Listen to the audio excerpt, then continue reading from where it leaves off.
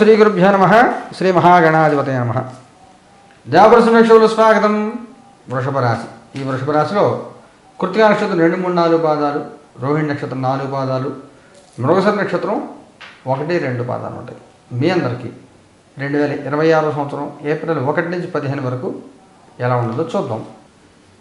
మిత్రులకి 2 ముఖ్యమైనటువంటి సూచనలు.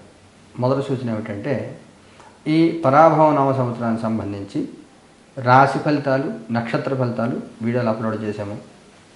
ఈ ఫలితాల్లో కొంతమందికి అనుకూలంగాను, కొంతమంది వ్యతిరేకంగాను ఉంటాయి. ఈ వ్యతిరేక ఫలితాలు ఉన్న వాళ్ళు ఎవరైనా కానీ వాటికి సూచించే పరిహారాల్లో పాల్గొనాలి అనుకున్నట్లయితే ఈ ఏప్రిల్ 1 రాశి ఫలితాల వీడియోలు అయిన తర్వాత వాటికి పరిహారాల వీడియో అప్లోడ్ చేస్తాను నేను. దాన్ని చూసి చెప్పిన విధంగా పాల్గొనవచ్చు.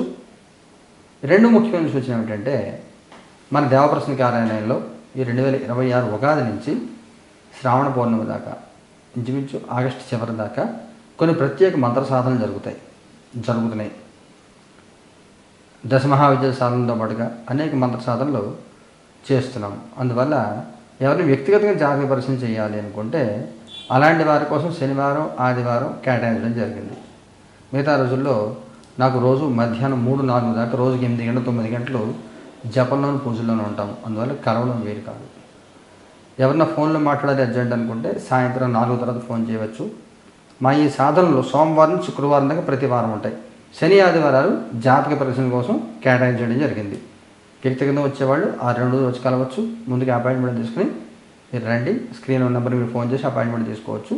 వీటి మెసేజ్ కూడా చేసి ఇన్ఫర్మేషన్ తీసుకోవచ్చు. ఈ 15 రోజులు ఎలా ఉండదో చూద్దాం.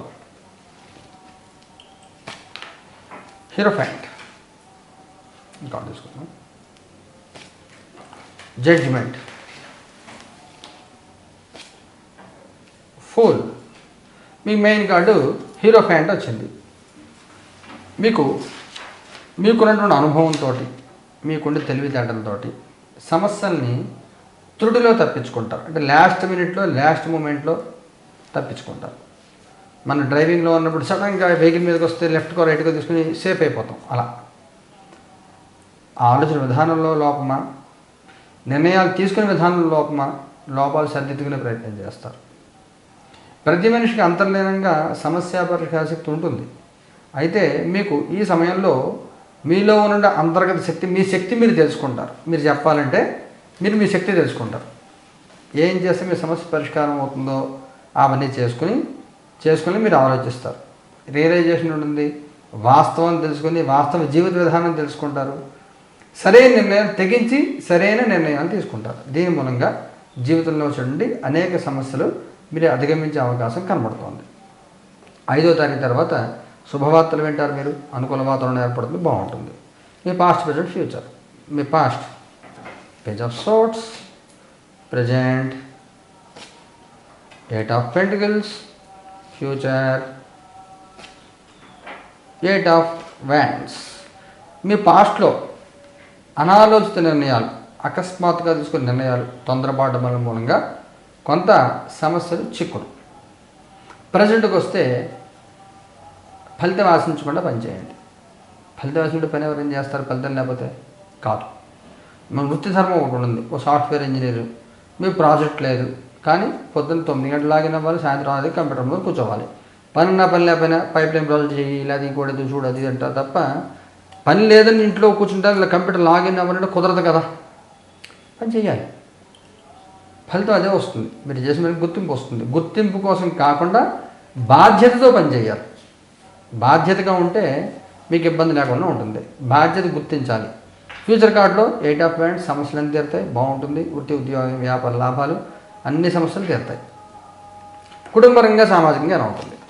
కుటుంబపరంగా క్వీన్ ఆఫ్ వ్యాండ్స్, సామాజికంగా స్ట్రెంగ్త్.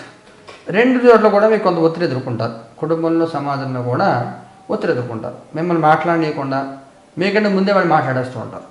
మీరు ఏం చెప్పాలనుకున్నారు, కర్త కర్మ క్రియ అని పక్క వాళ్ళు అయిపోతారు. మీరుకే ఆ స్టేజ్ మీద చాలా మౌనంగా నుంచోవడంలాగా ఉంటుంది తప్ప ఏం ఉండదు. అందువల్ల మౌనంగా పరిసరాలని గమనించండి. సమాజాన్ని, మనుషుల్ని గమనించండి. ఇంట్లో వాళ్ళు కానీ బయట వాళ్ళు కానీ వాళ్ళ ఉద్దేశం మీ మీద రుద్దుతున్నారా, మీకు కావాల్సినట్టుగా వాళ్ళు చెప్తున్నారా అనేది గమనించాలి. సమాజంలో మనుషుల్లో మార్పుల్ని స్పష్టంగా మీరు గమనించుకుంటూ ఉండాలి. అలా చేస్తే పర్వాలేదు. సామాజికంగా కూడా పరిస్థితులు కొన్ని వ్యతిరేక పరిస్థితులు ఉంటే మొదటి వారం అంతా కూడా బలవంతంగా లొంగ తీసుకోవాలి. లొంగ తీసుకోవడం అని చెప్పడం కంటే కూడా సమాజంతో కలిసి నడిచే ప్రయత్నం చేయాలి. ఉద్యోగం చేసే వాళ్ళకి ఎలా ఉంటుంది? 7 ఆఫ్ పెంటికల్స్. మొదటి వారం డిసప్పాయింట్మెంట్ ఉంటుంది. ఏదో జరుగుతుందండి, ఇంకేదో జరుగుతూ ఉంటుంది. ఏది అంత ఎంకరేజింగ్గా ఉండదు. రావాల్సిన బెనిఫిట్లు కానీ గుర్తింపులు కానీ తక్కువగా వస్తాయి. మీకు రావాల్సిందంటే 50-50గా ఉండడం తప్ప పెద్ద గొప్పగా మీకేమీ అంత ఎంకరేజింగ్గా అనుకూలంగా మీకేమీ కనబడట్లేదు. ఉద్యోగం లేని వాడి పరిస్థితి ఏమిటి? ఎంపరర్. పెద్దగా ప్రయత్నం చేయరు. సీనియర్స్కి అయితే వచ్చే అవకాశం కూడా తక్కువ, ఉద్యోగం వచ్చే అవకాశం తక్కువ. కొంత తక్కువ ఎక్స్పీరియన్స్ వాళ్ళకి ఏమైనా వచ్చే అవకాశం కొంతవరకు కనబడుతోంది రిఫరెన్స్లో. వ్యాపారం చేసే వాళ్ళకి ఎలా ఉంటుంది? Knight of cups. పర్వాలేదు. మీరు ఏదైనా బిజినెస్ యాక్టివిటీ మార్చాలి అనుకుంటే కొంత ఆలోచించి మార్చండి, తొందరపడకండి. అంత అనుకూలమైన కాలం కాదు మీ యాక్టివిటీస్ మొత్తం మార్చేయడానికి.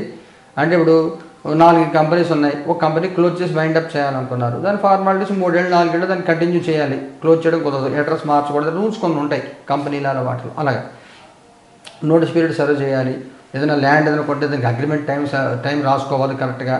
అగ్రిమెంట్ విడ్రా అవ్వాలంటే ముందరే మాట్లాడుకోవాలి. ఇలాంటి సిస్టమ్స్ ఏమి ఉంటాయో అవి పాటించండి. సిస్టమేటిక్గా ఉంటే ఇబ్బంది ఉండదు, లేకపోతే ఇబ్బంది వస్తుంది. డబ్బులు బ్లాక్ అయిపోతాయి. ఆర్థికంగా ఎలా ఉంటుంది? నా ఫ్యాన్స్ ఇదే చెప్తుంది. మళ్ళీ ఆర్థికంగా కూడా తొందరపాటు పనుల మూలంగా మీరు ఆర్థికమైన విషయాలు ఇబ్బందులు పడే అవకాశం ఉంటుంది. ఆరోగ్యపరంగా ఎలా ఉంటుంది? Ace of cups. ఆరోగ్యపరంగా ఇబ్బంది లేదు, బాగానే ఉంటుంది.